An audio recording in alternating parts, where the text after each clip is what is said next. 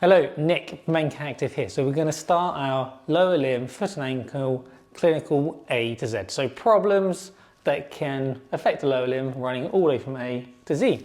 So we're going to start with Achilles. So what is an Achilles problem?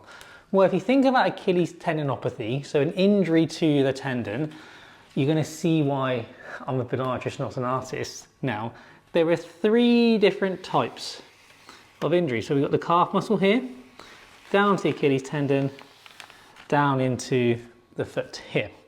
And there are three different places where you can injure the tendon. So you've got the tendomuscular junction, so where the muscle's turning into the tendon. You've got the mid portion, so the bulk of the tendon, that squishy bit that you can feel just between your heel bone and the calf muscle. And then you've got the insertional, so where the tendon starts inserting into the bone. And they'll tend to present in slightly different ways and have slightly different management strategies. But they all have in common is you'll get that morning stiffness. So you'll go for a walk or a run the night before, you'll wake up and you'll walk around hobbling, give it a few minutes and it eases off and it just follows that pattern. So let's get rid of this.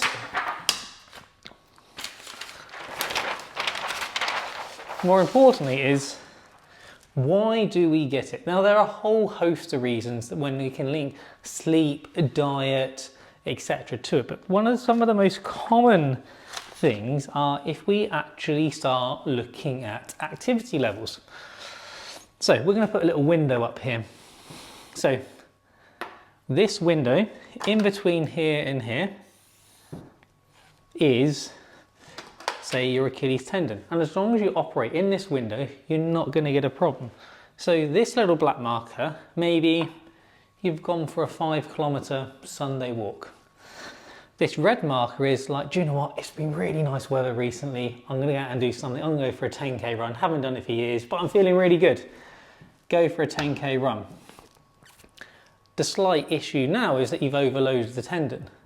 And if you do that, you run the risk of it shouting at you, basically. So what happens is now the zone in which the tendon is happy with reduces. So now your day-to-day activities is enough to aggravate the tendon. So that tends to be as to why we can get it. It's normally an increase in activity levels that has happened too quickly, too soon.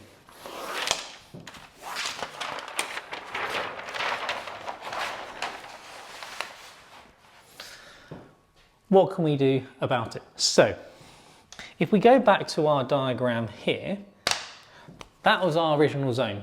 The aim of what we want to try and do, make that zone bigger. And if we take our red marker, which is outside the zone, is to reduce it down to here. So we've now got a nice window to play with. So as long as you, and this would be a 10k run, for example, so you've got a nice window to play with. So how are we going to do that?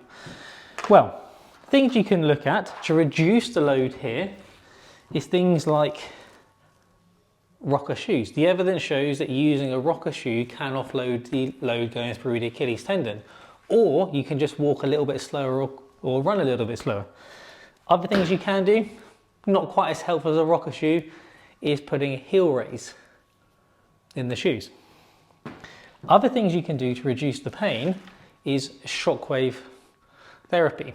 So this is basically delivering high energy sounds to the tendon, and the aim of this is to kickstart that healing process. But that's all about pain reduction. This is what we want to try and achieve. That is where we want to try and improve the capacity of the tendon. So how are you going to do that? This is where your strengthening exercises come in. So in particular around the Achilles, you really want to be focusing on those calf strengthening based exercises and making sure it's a progressive program that's constantly made harder and harder and is tailored to your activity and your needs. Thank you.